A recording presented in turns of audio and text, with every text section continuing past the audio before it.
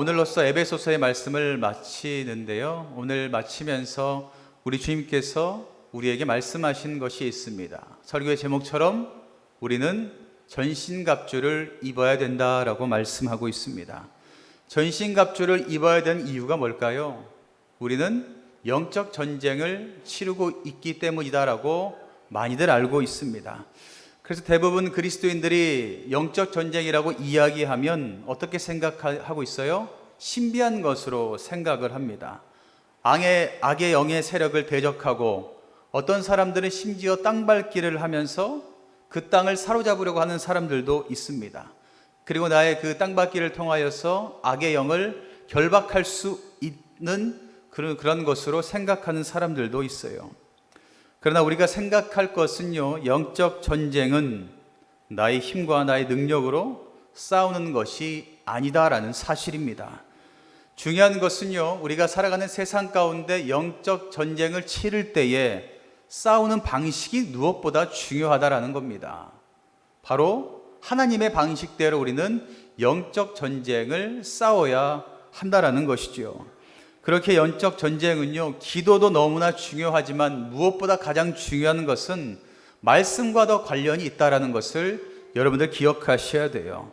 다시 말해서 영적 전쟁은요, 기도에서 그 영적인 것들을 대적하는 것이 아니라 말씀대로 지켜 살아내는 그 싸움에 가깝다라는 것을 여러분들 기억하셔야 됩니다.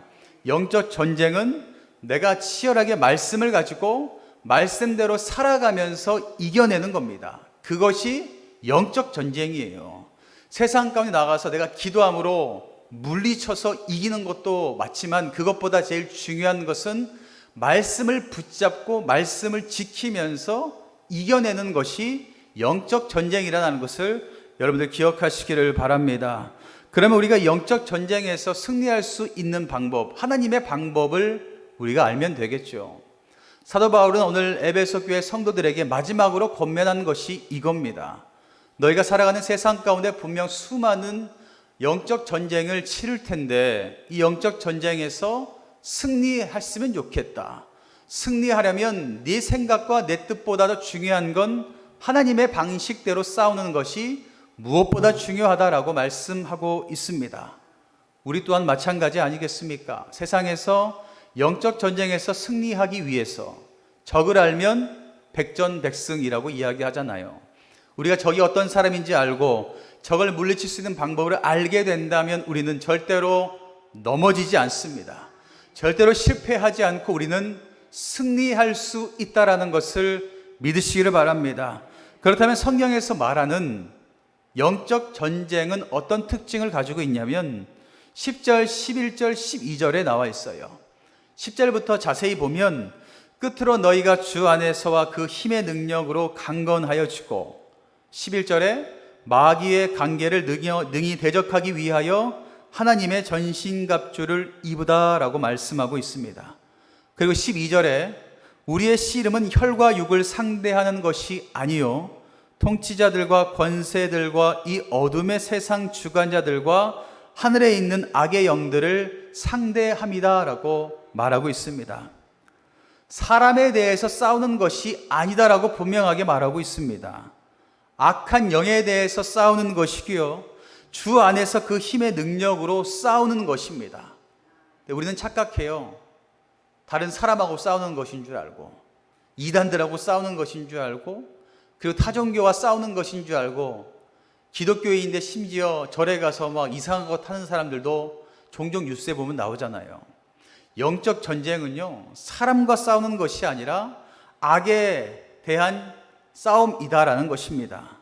더 나아가 우리 힘과 능력으로 싸우는 것이 아니라 하나님께서 주신 그 힘 안에서 그 힘을 가지고 싸우는 것이 영적 전쟁이라는 것을 우리는 생각해야 됩니다. 그러면 우리가 싸우는 대상은 누구라고 이야기하냐면 12절에 세 부류로 나누고 있어요. 우리가 영적 전쟁하면서 싸우는 대상은 이러한 대상입니다라고 하나하나 설명을 하는데 12절에 보면 통치자들과 권세들과 어둠의 세상 주관자들과 하늘에 있는 악의 영들, 이렇게 네 부류로 나누어져 있다라고 이야기해요. 우리가 살아가는 세상 가운데 이 네 부류가 나오는데 우리는 이 네 부류를 위해서 싸우는 것이다 라고 말하고 있습니다. 첫 번째, 통치자라고 이야기하는 것은 헬라어로 아르케라고 읽고요, 권세들은 헬라어로 엑수시아라고 읽어요. 다시 말해서 통치자들과 권세자들은 땅의 권세가나 정치자를 말하는 것이 아니라 어때요? 특정 계급에 속한 영적 존재를 가리킵니다. 그러나 이것이 구체적으로 무엇인지는 성경에서 나와 있지는 않습니다. 어둠의 세상 주관자들이라고 이야기하는 사람들은요, 또한 하나님을 불신하는 부정적인 의미를 가지고 있습니다. 다시 말해서 하나님을 불신하는 세상의 영적인 주관자들을 의미하는 것이죠.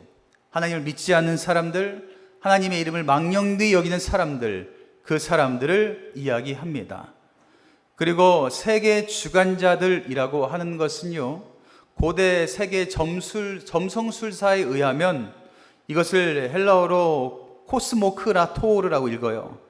이 세계 주관자들은 인간의 운명을 결정한다고 믿었던 별들을 상징합니다. 이 단어는요, 제우스 찬양송이나 느부갓네살 왕의 관련된 기록들에 보면 세상에 대한 지배력을 행사하는 존재로 묘사되고 있습니다.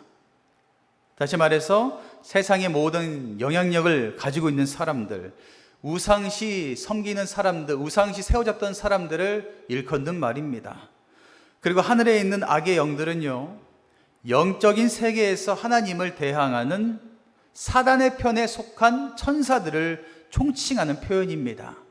천사라 그러면 다 좋다라고 생각하는데 하늘에 있는 악의 영들은 악에 속해 있는 천사들을 의미합니다. 루시퍼를 여러분들 잘 아시는 것처럼 하나님을 대항하는 사단의 천사들을 일컬어 하늘에 있는 악의 영들이라고 이야기해요.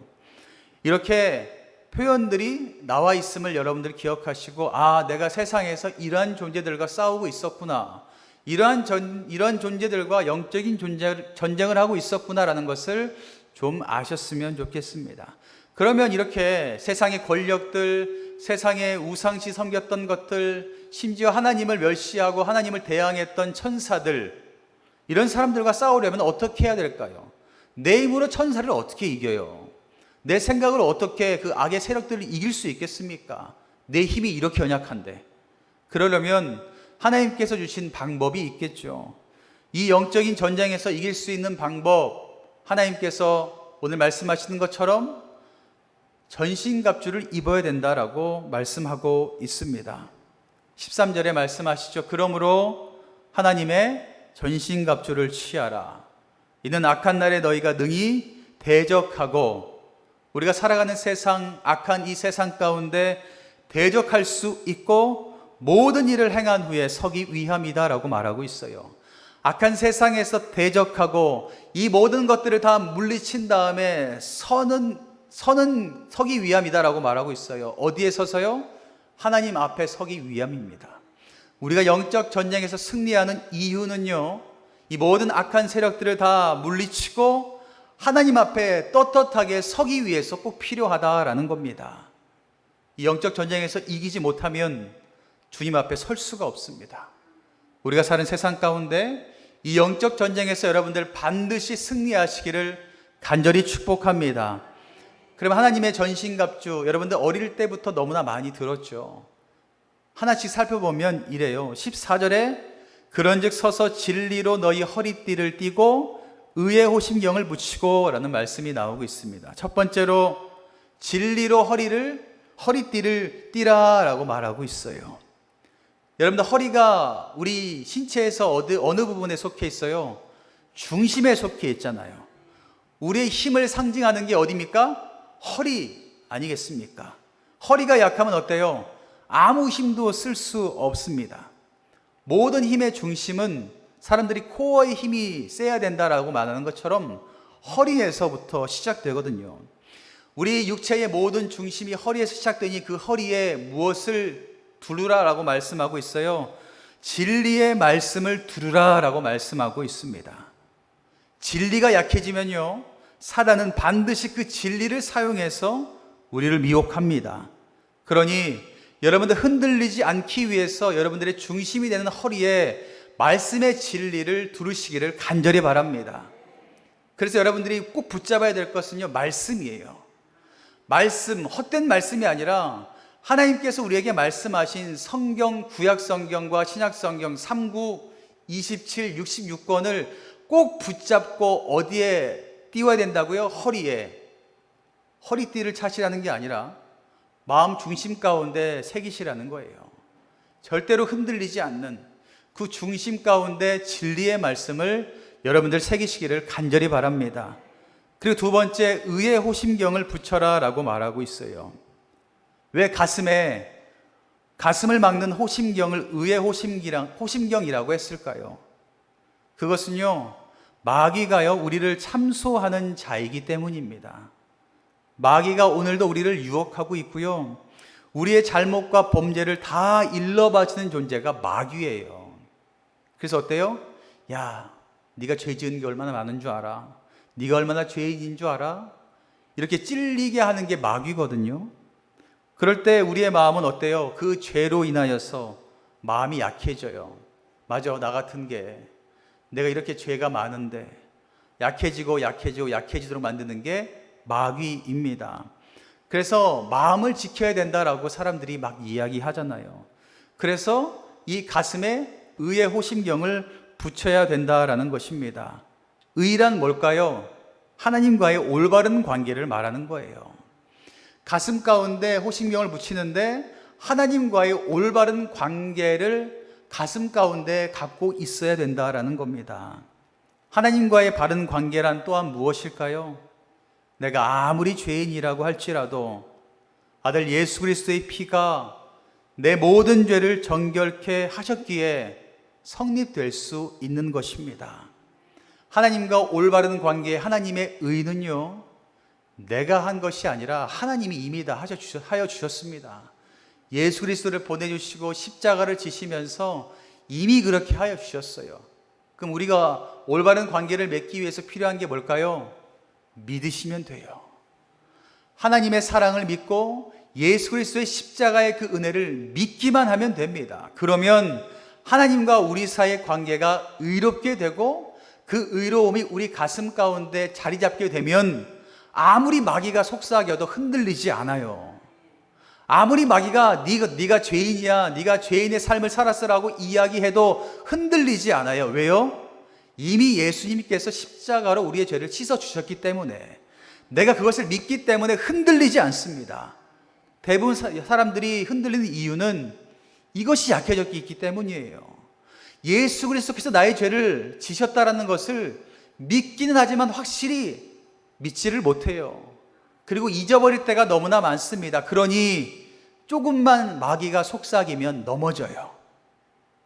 내가 힘들다, 내가 어렵다, 나 같은 게 신앙생활하면 뭐하나, 이렇게 이야기할 때가 너무나 많이 있다라는 것입니다. 그렇기에 여러분들의 가슴 가운데 하나님께서 허락하신 그 의의 호심경을 온전히 붙이시고 온전히 살아가시기를 간절히 바랍니다. 예수 그리스도의 십자가의 은혜로 이미 우리는 하나님과 의로운 관계가 성립되었습니다. 그걸 믿고 심장을 딱 보호하세요. 그러면 어떤 사단이 꼬실지라도, 어떤 것을 찌를지라도 흔들리지 않아요. 여러분들이 이 의의 호심경을 붙이시기를 간절히 바랍니다. 또한 세 번째, 무엇을 입으라 그래요? 평안의 복음의 신을 신어라 라고 말하고 있어요. 15절에 평안의 복음이 준비한 것으로 신을 신고 라고 말하고 있어요. 여러분들, 신발은 어때요? 어디를 향해 갈 때 우리가 사용하는 거잖아요. 어디를 갈 때 신발을 신고 가지 맨발로 가는 사람은 아무 데도 없죠. 신발을 신는다는 의미는 뭐예요? 내가 목적지를 향해 간다라는 뜻을 담고 있습니다. 우리가 신을 신고, 복음의 신을 신고 나아간다면 그 삶의 방향은 어디일까요? 복음이 있는 곳이겠죠. 복음이 필요한 곳, 하나님의 말씀이 필요로 하는 사람들이 있는 곳으로 우리는 이 신을 신고 걸어가게 됩니다. 그러므로 복음의 신이란 복음이 필요한 곳에서 그것을 나눌 수 있는 삶을 살아야 한다는 것을 의미합니다. 우리가 나눌 수 있는 복음은 뭘까요? 평안입니다. 그래서 말씀하는 것은 평안의 복음을 신어라, 평안의 복음의 신을 신어라 라고 말하는 것이에요. 우리가 복음의 신발을 신고 사람들에게 나아가 전할 수 있는 것은 평안입니다. 그 평안은 어떻게 하면 나눌 수가 있어요? 내가 주님과 함께 하면 나눌 수가 있습니다. 내가 주님의 그 은혜 가운데 거하고 내가 주님께서 주시는 그 사랑을 힘입게 되고 그러면 다른 사람에게 그 평안을 나누어 줄 수 있게 되죠. 내가 가면 그곳에 있는 모든 사람들이 입가에 미소가 생기고 웃는 소리가 넘쳐나고 즐거움이 넘쳐나게 된다면 그건 올바른 삶을 살아가고 있는 겁니다. 그러나 내가 들어가면 대화가 줄어들고 내가 들어가면 다툰 소리가 나타나고 내가 드러나면 서로 얼굴이 붉어진다면 이거는 우리가 다시 한번 주님께 나와 회개하며 주님께서 말씀하신 복음의 평안의 신발을 다시 신어야 될 줄 믿습니다. 여러분들 이거를 신어야 되는데 못 신었다면 어떻게 하면 돼요? 다시 신으시면 돼요. 문 밖에 나갈 때 급할 때 어때요? 야, 내가 신발을 입고 나갔네? 그럼 어떻게 해요? 우리 깨달으면 돌아가서 다시 신잖아요. 똑같아요. 우리가 복음의 평안의 신발을 신고 살아가는데 내 주변에 내가 가는 곳곳마다 불평불만이 안 좋은 일이 생기면 깨달으시면 돼요. 내가 복음의 평안의 신발을 안 신었구나. 다시 돌아와서 주님께 그 복음의 평안의 신발을 달라 말씀하시고 신고 나아가시면 됩니다. 여러분들의 삶에 그 평안이 넘쳐나시기를 간절히 바랍니다. 또한 네 번째 무엇을 가지라고 말씀하냐면 믿음의 방패를 가져라 라고 말하고 있어요. 16절에 모든 것 위에 믿음의 방패를 가지고 이로써 능히 악한 자의 모든 불화살을 소멸하고 라고 말하고 있어요. 여러분 불화살은 어때요? 한번 불이 붙으면 모든 것들을 다 불태우는 위력이 있습니다.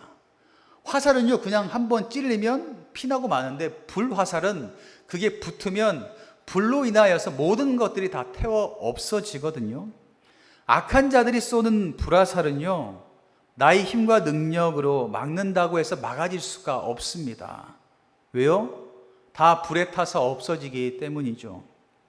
악한 자의 불화살을 맞고도 불타지 않는 것은 오직 예수 그리스도를 믿는 그 믿음밖에 없습니다.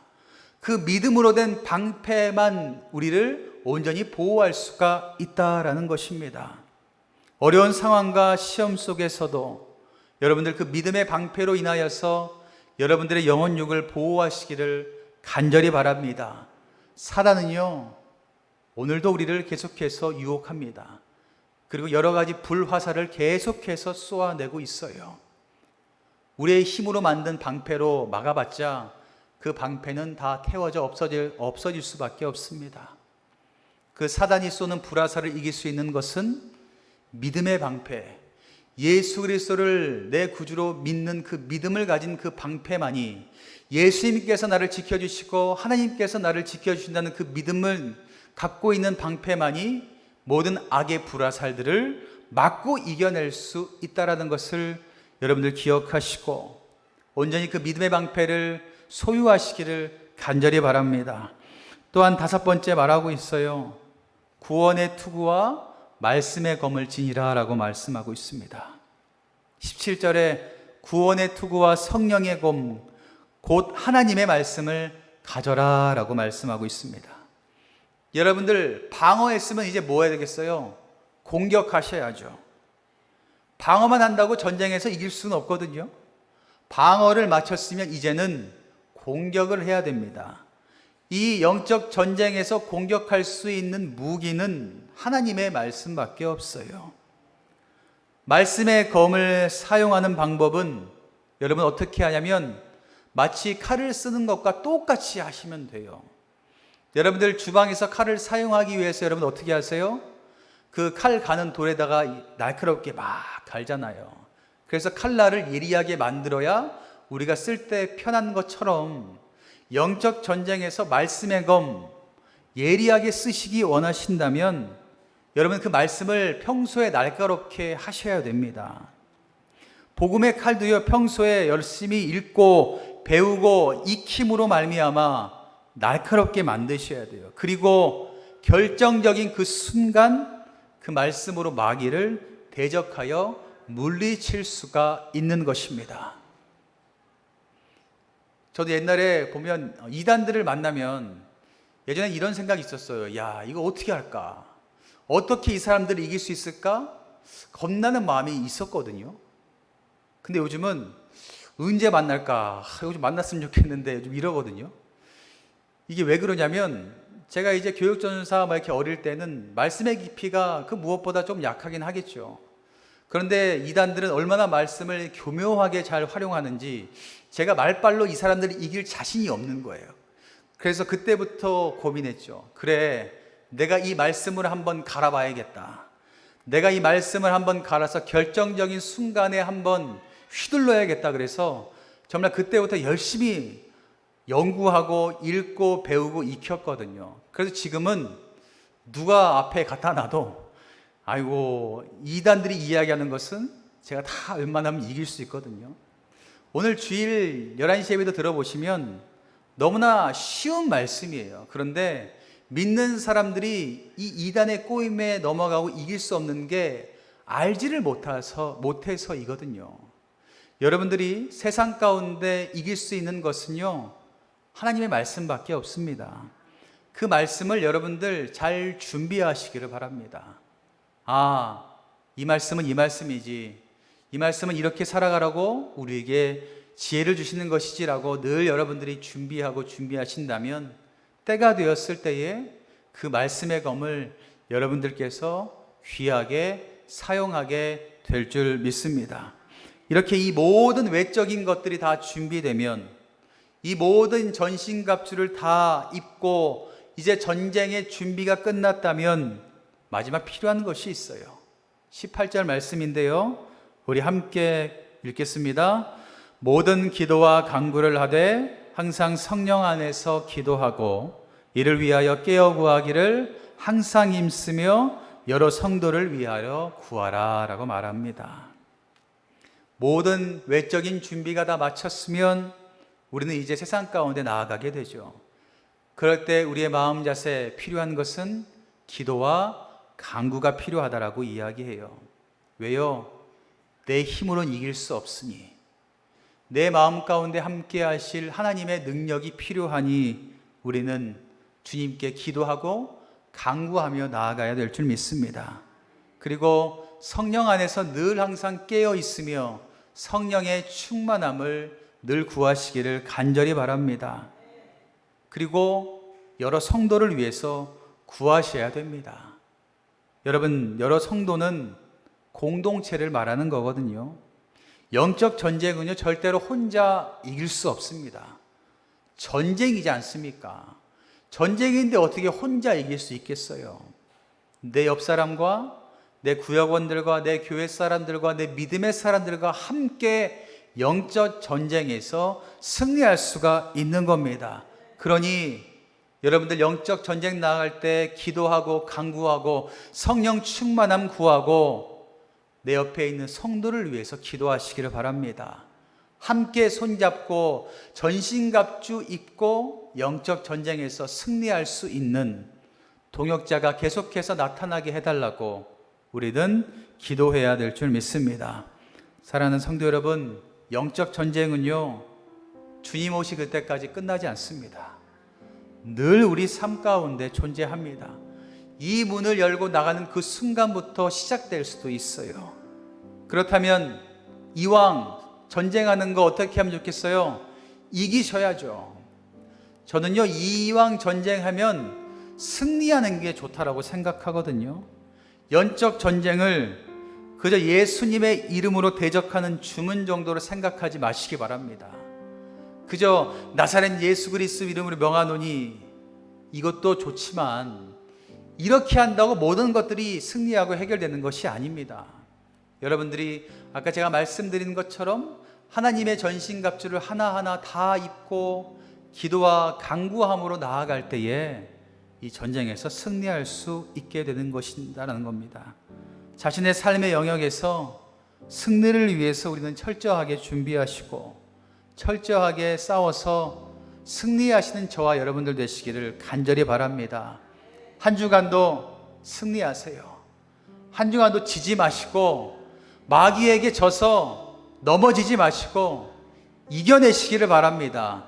그리고 이 자리 가운데 다시 돌아와서 하나님께 영광 올려드리세요. 하나님, 내가 전신갑주 입고 세상의 영적 전쟁에서 한 주간 동안 승리하고 왔습니다. 얼마나 좋겠습니까? 하나님이 얼마나 기뻐하시겠어요. 주일날 와가지고 하나님, 제가 지쳐 있었네요. 제가 힘드네요. 제가 또 졌네요. 이것보다 이왕이면 승리하고 하나님께 승전보를 올려드리는 것이 얼마나 기쁘겠습니까? 한 주간도 사랑하는 성도 여러분, 전신갑주 다 입으시고 성령의 충만함을 힘입어 영적 전쟁에서 승리하여 하나님께 칭찬받는 우리 모두가 되시기를 주님의 이름으로 간절히 축원합니다.